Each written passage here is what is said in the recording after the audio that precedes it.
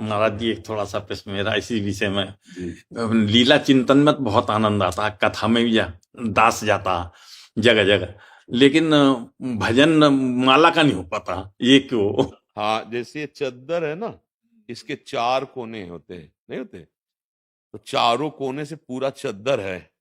ऐसे नाम, धाम, रूप, लीला, ये भगवान की चारों एक ही चद्दर है।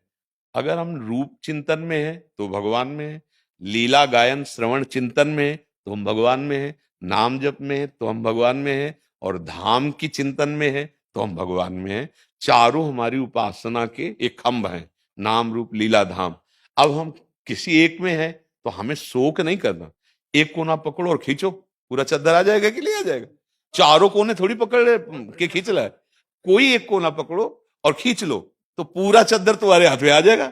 नाम रूप लीला धाम, किसी एक को पकड़ लो।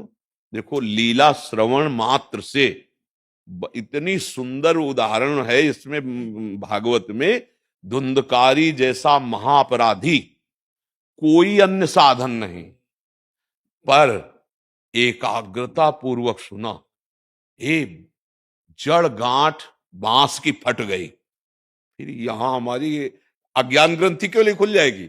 और कुछ साधन नहीं बना, केवल भागवत सुनने मात्र से विमान आया और बैठकर हरि रूप होकर चला गया, कोई अन्य साधन नहीं।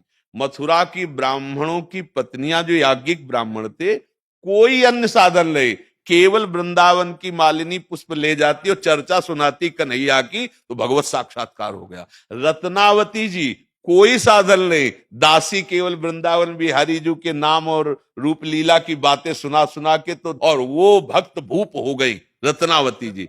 तो भगवत लीला चरित्र ये निश्चित भगवत प्राप्ति करा देता है। बस ये है कि संसार का चिंतन न होने पावे, इसलिए किसी एक को पकड़ो और उसे अनन्य चिंतन में लाओ।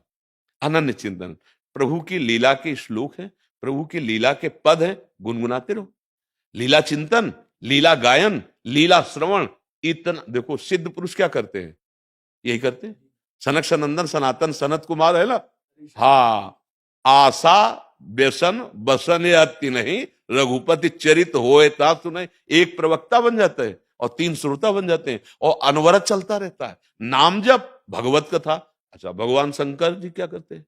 उमा जी बैठी उनको सुना रहे, और या तो समाधि में उनके चिंतन में है, और या फिर लीला गायन में है, और या फिर अस्कई जपन लगे हरि नाम, या तो नाम जप कर रहे हैं, वही तो सिद्ध पुरुष कर रहे हैं, वही भगवत स्वरूप कर रहे हैं, और वही हमें करना है।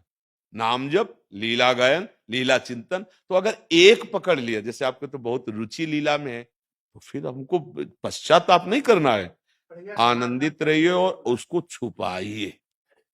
जैसे यहां बता दिया, शांत इसको अंदर से कि हमारी लीला में रति है, ये तो मतलब अपने साधु समागम में कह दिया, आगे नहीं। आगे क्या है कि जो हमारे है उसे हमें बचाना है और हमें मांगना है। जैसे हमें लीला में प्रीता है तो हमें कोई संत महापुरुष मिले, महाराज थोड़ी कृपा कर दो, थोड़ी लीला में हमारी भी रति हो जाए, समझ रहे ला?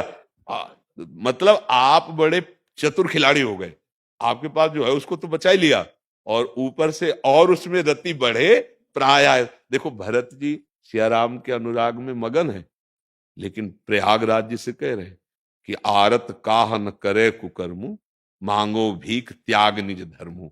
क्या? मुझे अर्थ न धर्म न काम रुचि गति न चाहो निर्वाण, जन्म जन्म रति राम पद यह वरदान। हाँ, हमारे पास जो है उसे तो छुपा लिया, आगे जहां हमें दिखाई देता है कि दाता है, तो भैया हमें थोड़ा और दे दो, क्योंकि इसकी प्यास बढ़ती जाए, श्रवण की, चिंतन की, गायन की। जिनके श्रवण समुद्र समाना, कथा तुम्हारी सुभग सरिनाना, भर ही निरंतर हो ही न पूरे। रात दिन कथा सुन रहे, फिर भी प्यास बढ़ रही कि और सुनने को मिले।